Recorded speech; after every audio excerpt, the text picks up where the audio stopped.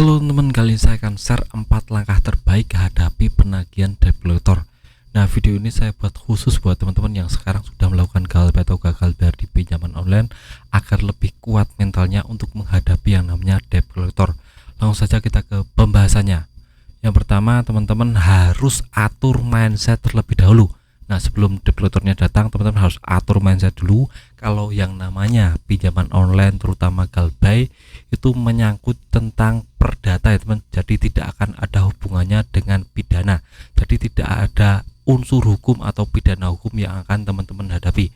Misalnya debt collector ingin mengancam kita dengan pidana hukum, penjara atau yang lainnya, bawa polisi, itu tidak akan mungkin bisa karena ini cuma masalah perdata bukan pidana. Jadi teman-teman mindsetnya harus seperti itu, ditata terlebih dahulu sebelum debt collectornya datang.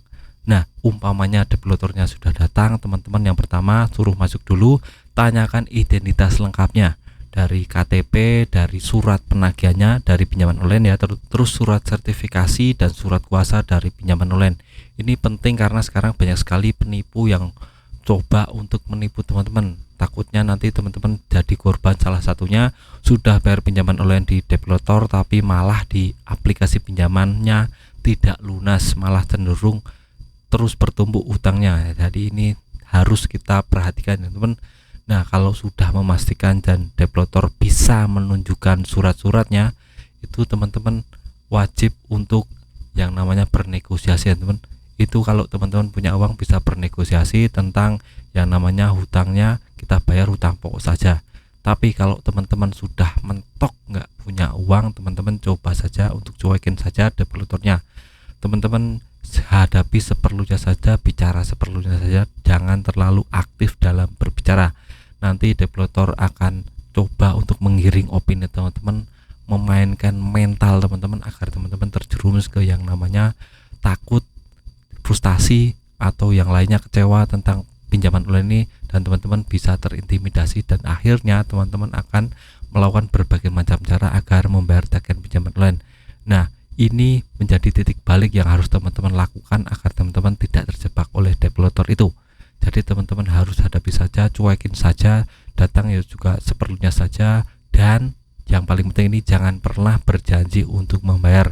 Ini sangat penting sekali karena kalau teman-teman sekali saja coba berjanji kepada debt collector untuk membayar, misalnya saya akan bayar di hari Jumat. Nah, debt collector akan langsung datang ke tempat teman-teman hari Jumat itu dan menjadikan teman-teman target operasi prioritas. Nah, ini sangat berbahaya sekali. Nanti kalau teman-teman sudah jadi yang namanya target prioritas, maka teman-teman akan diburu terus, akan datang ke rumah terus-menerus. Sangat masif sekali, bisa sampai 1 hari 1 kali bisa datang ke rumah teman-teman karena teman-teman sudah menjanjikan akan membayar.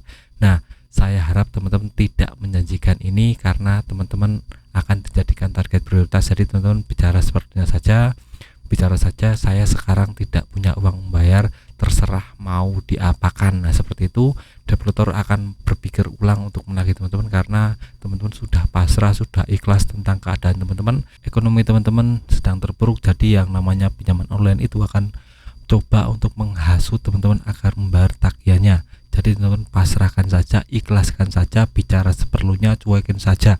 Jangan pernah berjanji atau apapun yang menyangkut tentang pinjaman online.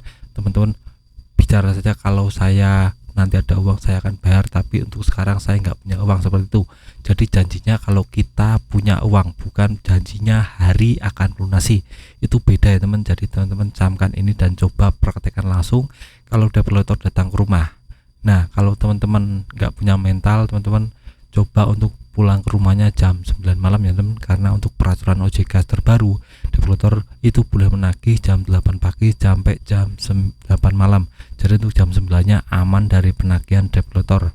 Nah, kalau umpamanya debt collector melakukan kerusuhan atau keramaian atau sesuatu yang bisa mengundang keributan, teman-teman ajukan saja ke satpam setempat atau pihak-pihak tetangga teman-teman atau yang lainnya agar bisa meredam yang namanya debt collector itu, karena banyak sekali debt collector sekarang yang anarkis yang coba pakai cara kekerasan untuk menagih teman-teman.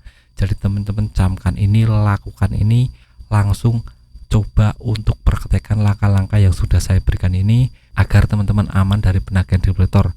Nah, teman-teman ada pengalaman nggak ditagih debt collector? Coba tulis di kolom komentar. Nah, sekian video dari saya, semoga bermanfaat. Tetap semangat untuk kehidupan yang lebih baik.